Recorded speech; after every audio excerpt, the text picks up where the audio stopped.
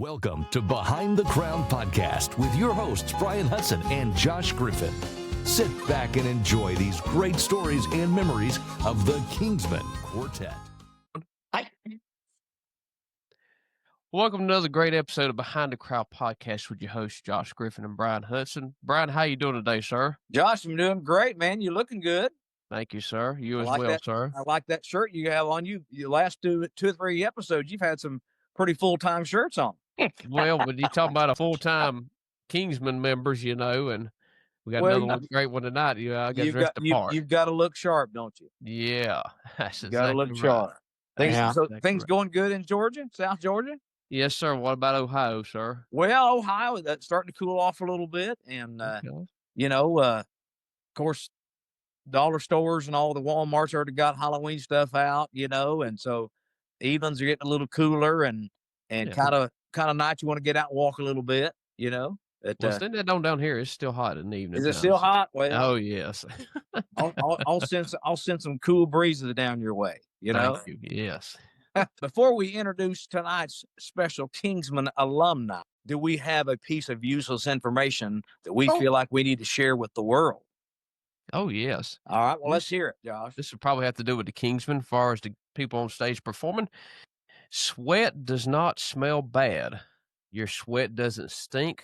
The bad smell is caused by bacteria breaking down the protein in your sweat that can turn it into unpleasant acids. How about that? I'll tell you what, that is an absolute lie, because I stood next to Hamill and sweat stinks. Oh, goodness. That's right. That's right. Well, more energetic as y'all's was. That's exactly right. Yeah. Yeah, you get on a bus with 8 or 9 ugly old hairy men. That's exactly right. It's going to smell a little bit. And if those shirts hung in their cubby hole for about 3 days, hey, listen. Woo! Well, we debunked that one, obviously. Yeah, that's exactly right. That useless information is useless. Oh, man, that's good there. Well, thank you for joining us tonight. This is the Behind the Crown podcast, where we dedicate this podcast to the message and the men and the music of the mighty Kingsmen. And Josh, who is our special alumni Kingsman member tonight? For this, I'll tell you what, we got another great one on hand for us tonight. A guy I've been looking forward to talk to.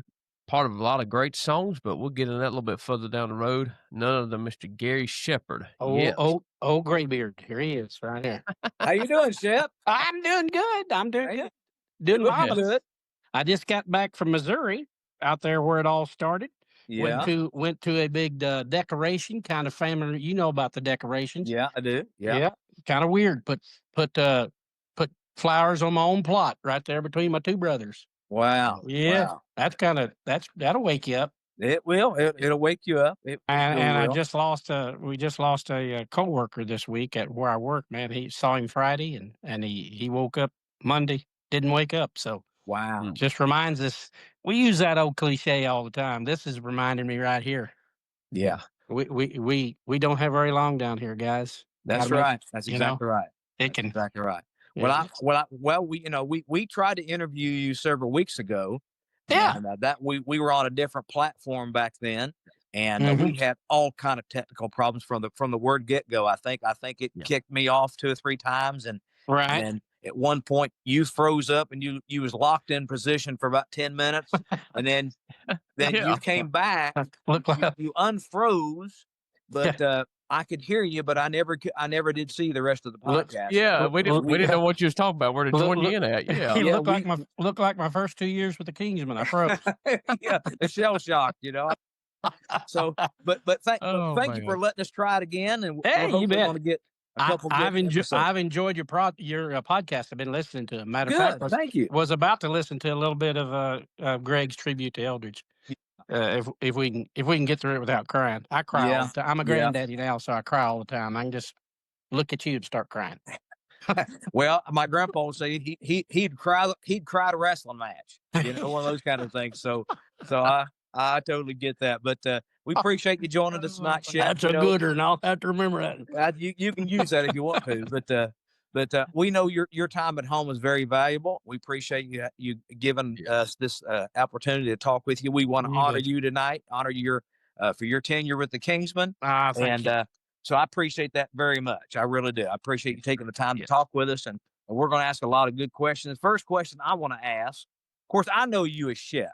Okay. Yep. A lot of people know you as Squeaky. That was so we'll get into that later, like where that name came from. People called you that, but you were involved in gospel music, so before the Kingsmen. So yes, sir.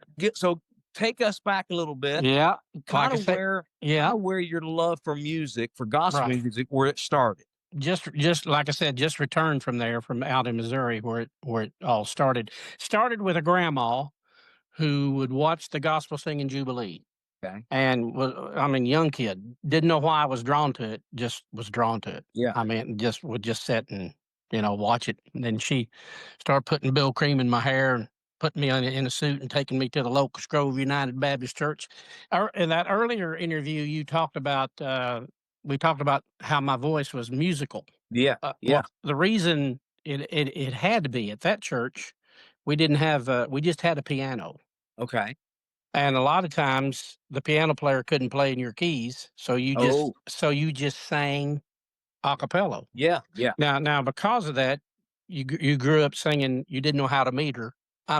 You just set your own beat, and so it started there at an early age, listening to the gospel singing Jubilee, and then at about age 16. There was a group in our area named the Pilgrimaires, and they were 30 years removed. We started a group 30 years after them, but to say that, they're the guys that really taught me quartet. They were a quartet called the Pilgrimaires. They had the Freeman brothers, Willie and Charlie, and Charlie sounded exactly like Jake Hess. These guys were big Statesman fans. Yeah. Willie was a baritone singer who played a pretty mean rhythm guitar. We had a bass singer by the name of Raymond Parker, and I had a real close friend who's still living by the name of Alan Freeman. That was Willie's son. Okay. And Alan was a tenor singing machine. Okay. From about 14 to 16. Wow. Okay. And then he woke up one morning and was baritone. Oh, gotcha. So he and I were buds, and he would hear me because I would sing a song on the way to school every morning. Yeah. Either sing a song to myself, I thought, or write a song. Okay. Singing it in the window of the bus. Yeah. Yeah. And he heard me and he said, I think you could be a good tenor singer. And I'm like, a good what? I didn't. I didn't know quartet or anything like that. So Alan invited me down to his house. He said, seriously, I'd like my dad to hear you. And I can still hear Willie coming from around the corner, stomping into the bedroom there where me and Alan were talking. And he kicks open the door and got that rhythm guitar and said, my boy says you can sing. Let me hear you, son. And right in my face going chunk, chunk, chunk, chunk, playing some songs. Yeah. And, he heard enough that they were encouraged to work with me. But wow, I suffered from the, I couldn't hear parts. Okay. I was but more importantly, singing with that group, they taught me the things that, group etiquette, how to stand, how to be. They were a semi-professional group. They won a talent contest. Okay. 30 years to the date. We'll talk about that later.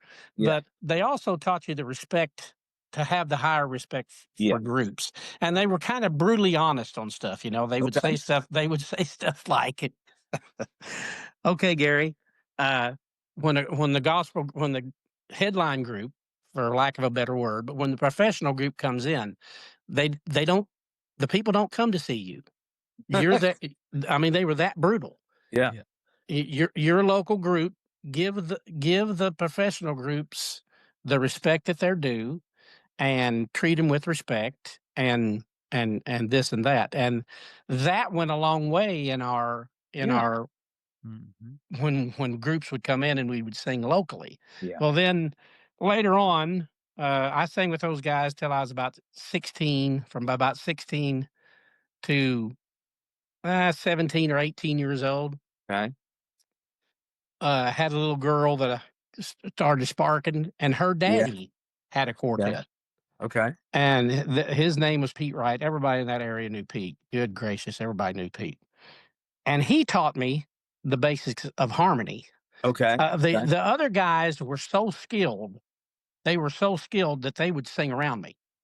Oh, gotcha. Okay. You know, if I couldn't hear the part, they would kind of sing around me, which was good, but it didn't train my ear. Right. Pete was a little more patient and started just, telling me, no, that part's not right. And, it was just like it was the weirdest thing. I just woke up one day. I mean, I can't describe it. It's just like I just woke up one day and I could hear it. Yeah. I mean, it was just boom.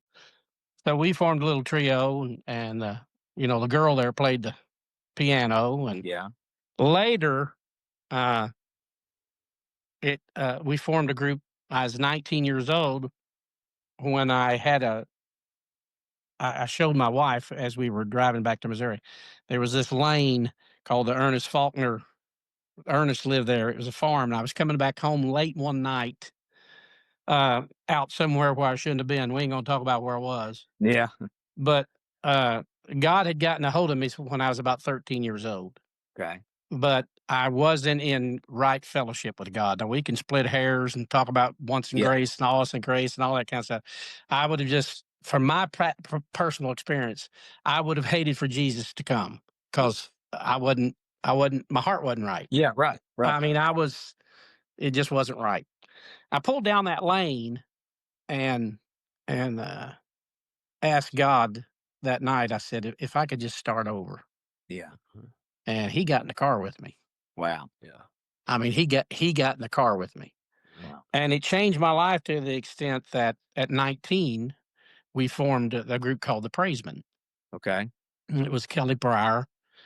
He was a bass singer, loved the Lord. A fellow by the name of Willard McCain, Alan Freeman, and myself singing tenor. And we started the group in 81. We came to the Quartet convention, won third place. Wow. Okay. And then came back later. No, 80, we won third. 81 won the whole thing. Okay. Got a wind chime recording contract, and we were, I was working in the lead mines from the time I was 18 years old till I was about 25. Wow. And wanted to go. Yeah. Wanted to go professional. Had the songs going and everything, and then we had a moral setback, and that kind of crashed the group. And so that's basically how I got my start. Okay. Well, there is a video that I saw. Oh yeah, it's scraggly. Was that the Praisman? That was the Praisman there. Yeah. But the Les Beasley throws that at me all the time because it's misrepresented. It doesn't have it. Yeah. They called us something else on there. That was Bill Trailer who called us something else rather than the Praisman. So you had a pretty good mustache on. I put a little red thing. Yeah, that's the one that's the one that I showed up at the Quartet convention. Yeah, when Hamill. Yeah, that was the one. Little scraggly mustache. That's it. And you. My hair was just barely touching my ears, but you think it was all the way down to my back the way Hamill talked. Yeah. Oh. But I really got the bug when my first grade teacher stood me up on a desk. I mean, she stood me up on a table, and I had learning disabilities. I mean, bad. I could not ever sit still. Wow. And Miss Benny Fern Hunter stood me up on a table, and I sang to the kids. Wow. And how old were you? First grade? I was a first or second grader, but me up there on that table looking down at those kids, I was like, dun dun dun, like Darth Vader feeling the world. Now looking back, in '75, the Blackwood Brothers came to Lesterville, Missouri, which is a little old town out in Missouri. And looking back on it, I was just thinking about before this interview. I was thinking about, I wonder who paid for the Blackwood Brothers to come. Yeah. Because the Blackwood Brothers came. It might have been Willie. I'd really like to know who paid for that. Yeah. For the Blackwood Brothers to come, because that night I auditioned for James. Wow. Okay. Didn't know that. Because it was kind of a setup deal. And they told James that we got a 16-year-old kid here who thinks he wants to do this full time. Would you just take a moment? And James was gracious enough after the concert, because that's when you're all tearing down, want to get out. Yeah. Was gracious enough to hear me and watched me sing and noticed some things vocally that I was doing with my head and my jaw going out and stuff.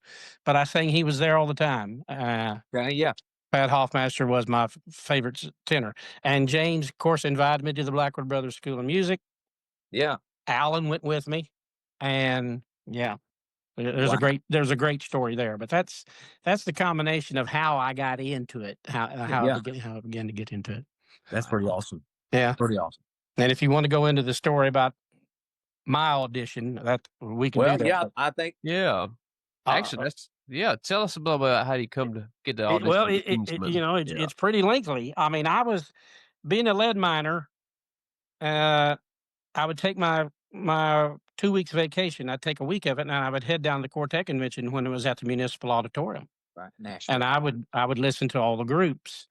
There, when the group Praisemen were going to split up, several groups had heard me: Rex Nealon, Jerry Goff, and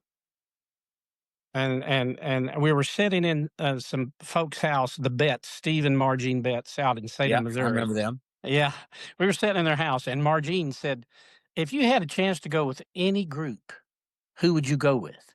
And I said, "Well, anybody but the Kingsmen." She said, "Why?" And I said, "Well, I'm not that type of tenor." Now I heard your other interviews with Jerry Martin and people like that who knew that they wasn't ready, and I'm like, man, that's marvelous. I wish I would have known, because my mom said, "You don't have any quitting sense, son." That's what she used to tell me all the time. I just sauntered in there because I wanted it so bad. Yeah. But I said, their type of tenor, it's hard, high, and long. I mean, Johnny started that in 1971. Yeah. And for 22 years, there were three tenors. There was Johnny Perrick, Ernie Phillips, and Garry Sheppard. We were the big three, Yeah. And 22 years, there was three tenors. And I really didn't think I was capable of singing that type of tenor. So I said, anybody but the Kingsmen. So the Quartet convention was going to be next week. So I take off down to the Quartet convention, and on the way, I talk to God and say, okay, now God, groups have heard me. First group that either approaches me or I talk to. Yeah. I laid out the fleece. Right. Yeah. Well, I get down to Quartet convention on a Monday night, and the Kingsmen do their thing, and then Hamill's, as they're shutting down the program, says, "Ladies and gentlemen, Ernie Phillips is leaving the Kingsmen." And I just sit out there like, oh, no, God, no. Nope. That's not the one. This was on a Monday night. He said, "Ernie's leaving the Kingsmen, and, we'll be taking auditions." And, okay. So I just kind of nodded my head. I waited till Thursday night when they were going to come back out again. Yeah. And it was either Wednesday or Thursday. Anyway, they came out and they sang their songs, and then Hamill, ended it again. He said, "Ladies and gentlemen, we're the Kingsmen. We're not some local group just getting started. We're the Kingsmen. And there ain't nobody come forward to get a tenor job with the Kingsmen." And I'm just sitting there going, now, God, this ain't funny. Yeah. So I managed to get enough courage. Brian knows that's when the building ran all the way down to the bottom. Of course, Josh, you probably know too. I mean, you wind down all the way down to the bottom. Tables were down there. And I walk up there to the table, and there's Hamill sitting behind the table, dejected, kind of with his head down. And I just walked up to the table and said, "Hey, you found your tenor yet?" And he kind of looks up real slow. I remember like it's yesterday. He said, "Do you think you can do the job, boy?" Like that at me. And I said, "But you have to understand, I'd worked in the lead mines around men. Yeah. I mean, mean men. Yeah. Men that would eat Hamill for lunch." And I said, "If I didn't think I could handle it, I wouldn't be here." And that's what he needed to hear. It was like you had just said "suey" to the hogs. I mean, he sat up, straight up like that. Yeah. You know how he would get up, crossed his legs, and got up, walked over to the table, leaned right in close to me. He said, "Anybody heard you sing, boy?" And I said, "Yeah, go talk to Golf." Because Golf had offered me a job 2 weeks prior to that at Jerry Golf, at the Kingsland Theater, on the spot. And I told Jerry, "I'm happy with this group I got." Yeah. So Hamill goes as fast as Hamill could run. He goes walking really fast around the corner, and he's not gone 5 minutes till he comes back, and man, he starts laying it out. We're the Kingsmen Quartet. We sing 250 to 280 dates a year. We have all of what we need and most of what we want. Eldridge Fox owns the Kingsmen Quartet. Make no mistake about it. He writes the check. But your 2 hours on stage, you're mine. I'll tell you what to sing, how high to sing, how long to sing. You got any trouble with that, boy?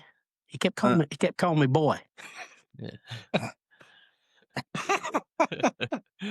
I said, no, I don't have a bit of trouble with that. He said, we're heading out Friday night. We're leaving up into West Virginia. And he said, we'd like to have you on the bus. And I'm naive enough I didn't know that Buchanan, West Virginia was Ernie and Ed Crawford's hometowns. Yeah, that's true. Yeah. Yeah. And he says, we're leaving out on a Friday night. We'll sing Saturday night, bring you back through Nashville on a Sunday. I'd like for you to be on the bus. I said, I can't make that happen. I have a job. He said, if you want this job, you'll make it happen. Wow. So I called. Goodness. Got this is long, guys. I'm sorry if I'm going too long. I got it worked out with my bosses, and I got on the bus with him. And that night up in West Virginia, I mean, the place is packed. It's wall to wall. And we're standing up there, and Hamill's got me in the wings. And just before we start to go on, Hamill looks at Crawford, and he said, Crawford, I want you to sing tenor. Ernie, you stay in the wings. And they start out there, of course. Now, you understand, Crawford was the best quartet man that ever lived. Oh, yeah. If you ask him to jump off Crawford would do it. Yeah. So they go out and they start singing Shouting Happy. And Crawford's trying, but he sounds like a rooster dying. I mean, he ain't quite getting there. Bless his heart. Yeah. And the crowd starts shouting, "We want Ernie! We want Ernie!" And Hamill's sweat dried up. First time I'd ever seen it. I mean, he went ash white. Yeah. Wow. Okay. And you know how Hamill can set you up. Yeah.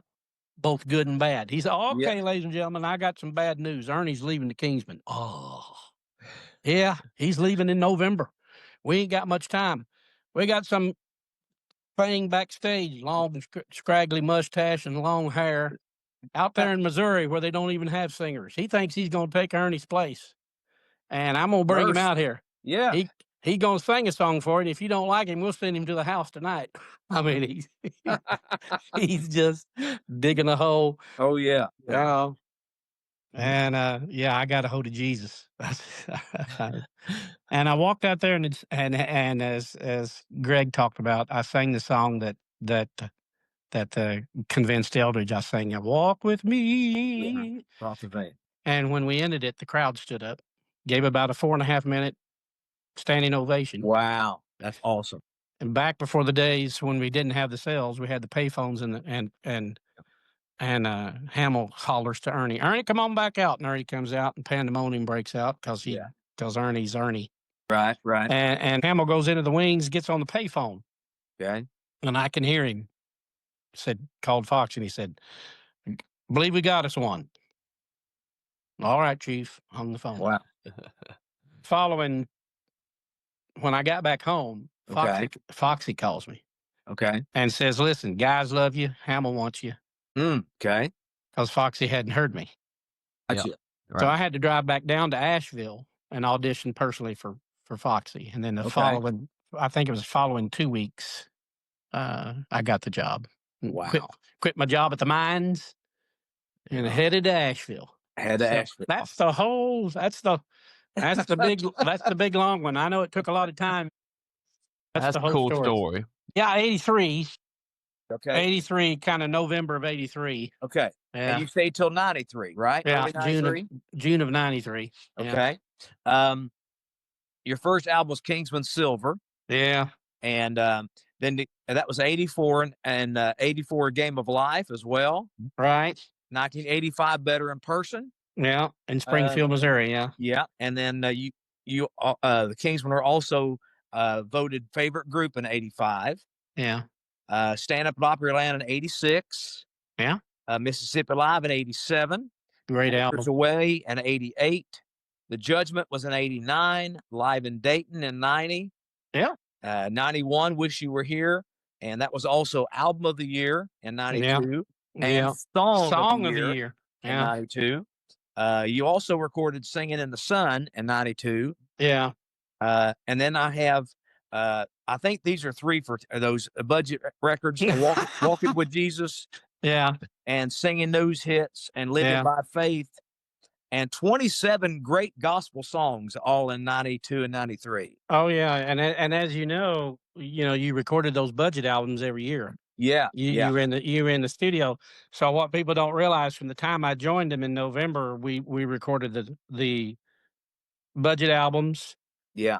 Then did the silver anniversary. Right. And then took off on the 31 Killer tour. Yeah. 31 days out in January. So you got, and also I remember, you guys did like a 3 for 10 budget. You guys were sitting on a swing, like a big wooden swing. Yeah. And I'll be honest, I had those on cassette, and they were not the greatest quality. Let me tell you. No. I popped one in, and you guys were doing the song. Let me think. Wonderful Time Up There. Everybody's going to have religion. Yeah. And the song just stopped. It just stopped. And it went to the next song. I've got that on my iPhone. I need to listen to that. Yeah, Johnny, Perrick talked about, goodness gracious, we'd cut an album. They'd cut an album a week almost. They'd get in there and sing like crazy. And it was about the same way with us. We were a lot of hours in the studio. Lot of hours. Yeah. But honestly, I like the budget records. Because I got to hear you guys do songs. You guys would do, you would do like the Singing News top 10 songs or whatever. Right. And I always loved the Quartet sound, loved the Kingsmen. So it was cool to me to hear you guys do songs that was put out by somebody else. Exactly. And, and try to sound a little bit like those other groups. Yeah. You deliberately tried to sound a little bit like them. And also I got one where it's you and Ray Dean, and you've got Half the Side. Yeah, those 5 songs, I wrote all of those. That's right, you did. That's right. Yeah, and that was the album that I recorded all those songs, and we popped it in. You know how you'll pop them in the first time to listen to it. Yeah. While you're going down the road, and then you never listen to them again. Right. People think you listen to your stuff. Now you'll listen to it one time through, and then you're sick of it because you spent 13 hours recording it. So you're right.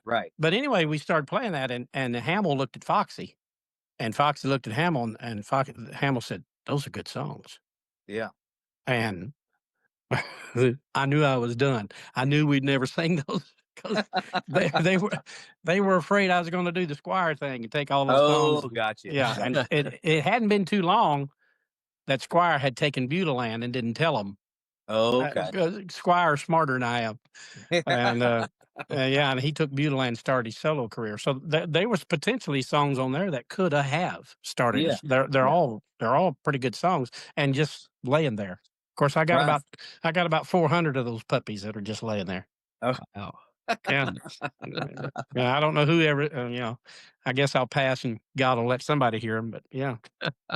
But seriously, just on the mainline albums alone, man, you've got like 5 live albums, because it was, for especially 85, 86, and 87, y'all did 3 back-to-back live records. People would kid us and say, Kingsmen are really creative. Live in. That's the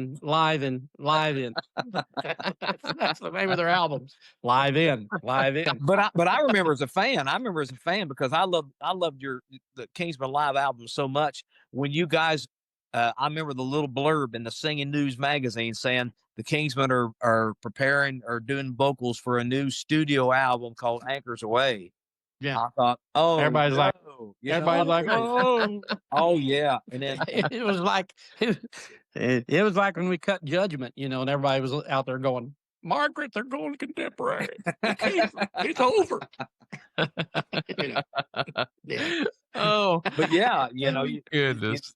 And I remember when the first time I heard Anchors Away with the track on and I thought, man, I'm not gonna like that. But when you guys did it live, I loved it. Yeah. It was great. I loved it when you guys did it live. That was one of those, you know, as you know, Hamill was the master at that, but you just never really knew. As you know, his line was, "Nobody likes it but the people." So if the people didn't like it, no matter how much we did, it was scrapped. You know? Yeah. You talk about them table projects or budget recorders back in '84. Brian, I don't think you mentioned it, but Chartbreakers Volume 5. The first track on that one was Out of This World, the old Pain song. I think the they Pain did song. a great job on that one. Yeah. List, I've got a lot of those digitized. I got them on my iPhone. I listen through my Apple Music app a lot. But that was great. Billy Hodges, you all know Billy Hodges used to sing with Kingdom, and used to sing with Florida Boys and Kingdom. Billy used to come to all of our singings, but anyway, Billy will call me up and just start singing some of that old stuff to me. I'm like, Billy, get over it, buddy. Get over it. Come out. Oh man, goodness. Yeah, I hadn't started listening to The Game of Life till we talked about it with Greg a little bit, I think, and there's great songs on there too. Yeah, great song. But Greg shared that. That was the biggest bomb in our teams. I mean, how can you stage? That was just one of those that you're thinking back now. How did we let that? I mean, you couldn't stage it. I mean, how could you? Yeah. The first night we staged it, Hamill just he died 1,000 deaths. That night. Yeah, I mean, what we Ray Dean had one line in it, and Hamill did the rest. What y'all going to stand there and applaud? Yeah, exactly. Crowd noise. And we played it. I mean, the only thing we could do is play it over the speakers, and people were just sitting there like, what? And we just stood up there, like looking at each other like, nice day, isn't it? Yeah. This we're dying. Yeah, right here. That's right. That's right. This might end us right here. This might end us right here. We're done. Yeah. Well, since you mentioned that, once it came out, did y'all ever have any requests for it? Surely not. No. Okay, good. I mean, and we signed a gazillion cards and baseballs. Yeah. And did this big one of them. Yeah. There again, Les Butler drug one of those up here the other day. I was over there in the studio. He drug one of those up. That rascal. There I was. Yeah. Lying like a dog on there. Well, Shep, since we got a little bit of time here, so looking back on the 3 live albums, you guys did. Do you have any like Better in Person, and then you did Stand Up at Opryland, and then you did Mississippi Live? There is a song on Better in Person. In the name of God, that was on Live in Dayton. That was on Live in Dayton. Oh, yeah. Well, there you go. See, you're talking to Kingsman fan here, sir. Yeah. That was a marvelous song. Great song. That was just one of those songs that should have got a whole lot more. Live in Springfield, live in Better in Person. You did. You all started with "I Have a New Song to Sing." Yeah. You did. That's pretty good tenor right there. Thank you. I had a good teacher when it comes to tenor section. And then y'all did God Made a Way, and then God Made a Way. Then you did There'll Be a Happy Morning. You did Mary's Little Lamb. Mary's Little Lamb. That came with the Praisement on a Dare. Okay. That was a song that we had a rehearsal one evening, and Alan had been off to school at Springfield, SMS, and was getting a music degree. So he would come back and apply all that stuff to the Praisement. Here's what I've learned. And we just sat there looking at him like a cow looking at a new gate, because some of his arrangements were just, so that started the Willie and Alan war. Willie would tell him, man, just sing I'll Fly Away. They'll love it. You don't have to. So I made the off the cuff comment. I said, Alan, in all honesty, if it's anointed, you could sing Mary Had a Little Lamb, and it would work. And Alan rebutted with, okay, Smarty, go write that. Oh, okay. So I was never very competitive in singing. I was competitive in sports, but that kind of brought out a little bit of the, okay. Yeah. So I went home that evening, literally that evening after rehearsal, and started Born in a Manger. Yeah. And that's one of those that just come, as fast as you can pin it. It was, so the following rehearsal, I walked in, slapped it on the table.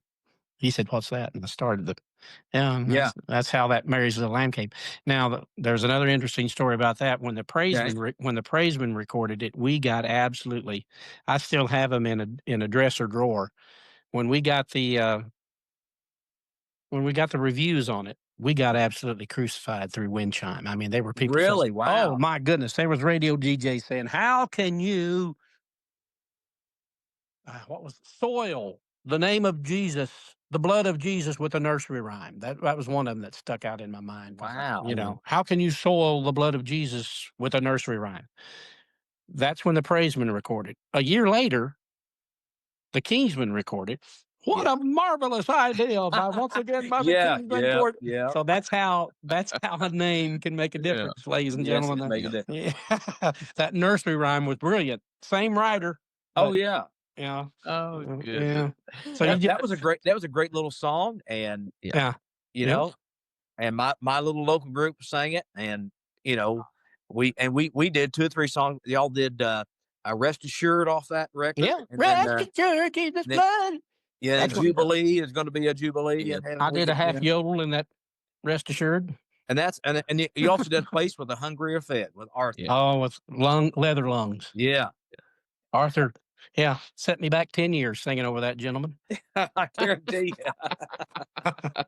I guarantee you. Oh, man. The Kingsmen have always had freaks, and that was a freak right there. Still is. You had to sing over him, man. That's what I'm saying. Yeah. You had to wear 2 pair of socks to get those. Pull them up tight. You know what I'm saying? Well, Gary, we'll ask you this right quick. Yeah. What was your favorite song to sing with the Kingsmen? Not necessarily. Well, it could have been a feature or one that you sang together. That would have to be "He's All I Need." I mean, if you think of favorite, but I was blessed to have many.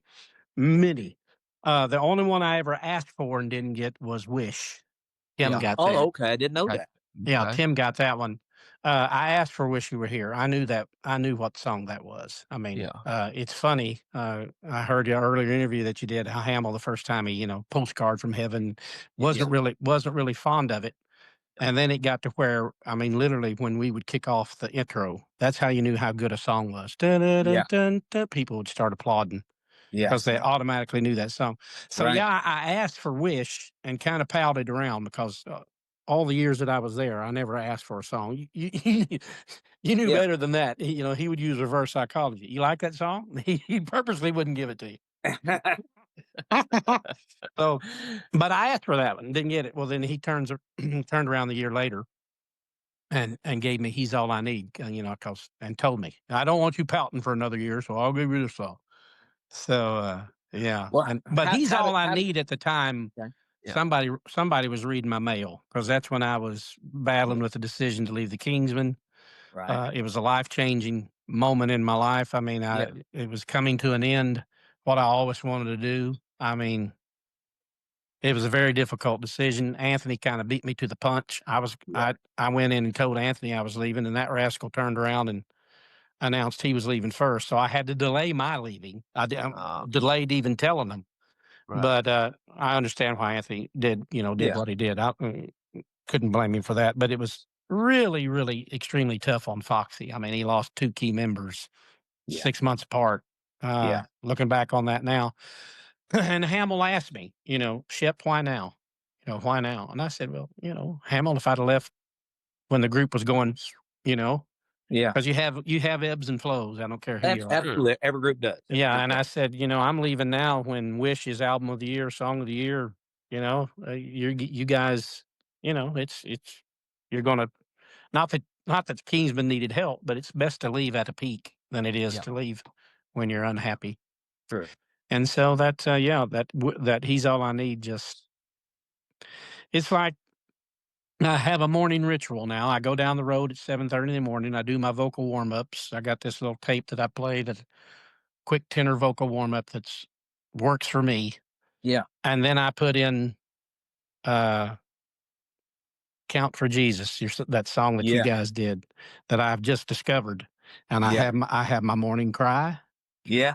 I mean, I play that and sing along with it. And great song. Cry like a rat eating onions, as Mike Presnell used to say. And have my good little cry in the morning. That song I cannot tell you what that song has done for me in the last. Because you talking about, we all get in it. We want to leave a mark. We want to leave our place. We want to, we're young and want to leave our, and that line in there that says, "But vain pursuits." Yes. Yeah. Will lead to nothing. Yeah. Will come to nothing. I mean, wow. That's when I start tearing up. Yeah. Yeah. Well, great song. Well, and He's All I Need has ministered to a lot of people. Oh my goodness. I still get I still get, I'm not exaggerating. I'll still get, emails and Facebook from people saying, Messenger, they'll get on there and say, "Garry Sheppard, you don't know what your song did." Yes. And I'll say, "Yes, I do," because, it was doing it to me. That's what, that's what's so special about a song like that. It's working in you while you're working in, giving it to them.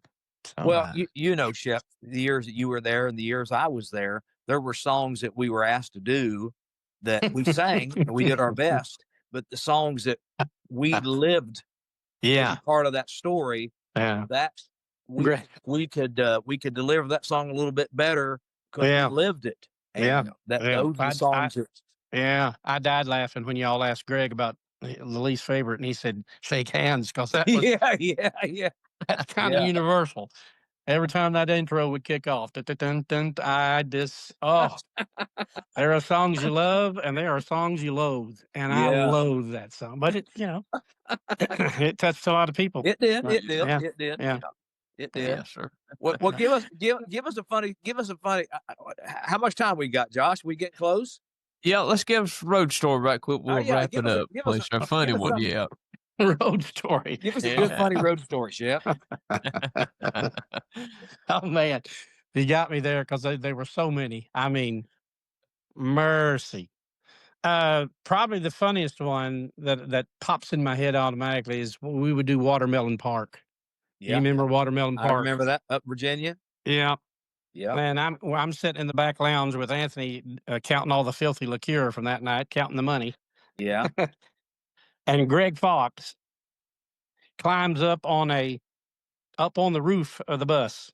Okay. All the way to the back, and we've got the back. There's a hatch open in the back. Yeah. Yeah. And that dude drops a rubber snake down through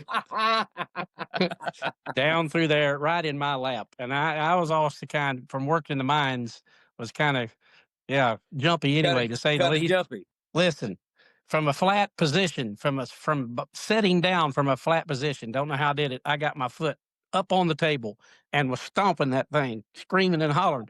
Well, I just got over that. I just got over that and walked out of the bus to try to find where Greg was. And off the hill comes Lawrence Taylor of Heaven Bound, dressed in a gorilla suit. I lie to you not, in a gorilla suit. Oh man! He comes off the hill, and Eldridge is standing out there screaming, "My goodness, what a dog!" And Lawrence chases me a quarter of a mile down the road. Jeff Gibson can still hear me saying, oh, Jesus, please don't let it get me. Oh, Jesus, please don't." Oh, my word. My goodness, what a dog. Yeah. Eldridge saying, "My goodness, what a dog." And it's chasing old Shep down the road. Oh, that's hilarious. Oh, man. Goodness, that's great. And we had many a day like that, trust me. I would, Eldridge, he was proud about his hair. I mean, that's been discussed. And well, I would take a water gun. He'd put it up in that little cubby hole, and I'd take a water pistol and just wet that thing, squirt it to it, just looked like a wet squirrel laying in there. And he'd get up in the mornings and put that on. It'd be full of water. Oh yeah, it'd start running down, and you'd hear him go, "Shepherd," and then you'd hear Hamill down in the bottom bunk go, because he knew what I'd done.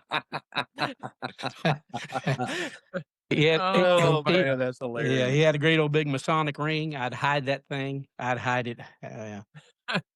It was it was huge. It was huge too. Yeah, man. I called him Big Ring. He was Big Ring. I'm the one that labeled Big Ring and Little Ring. Okay. Greg became Little Ring because of Big Ring. Yeah. So I'd hide his ring, and you'd have it, "Shepherd, God's going to let me kill you.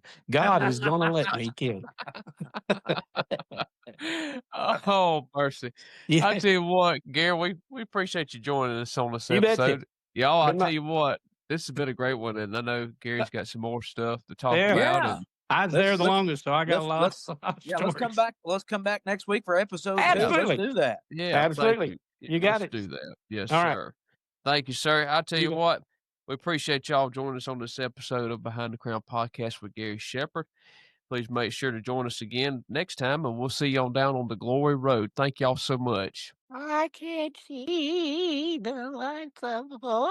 Thank you for listening to this episode of Behind the Crown podcast with your hosts, Bryan Hutson and Josh Griffin.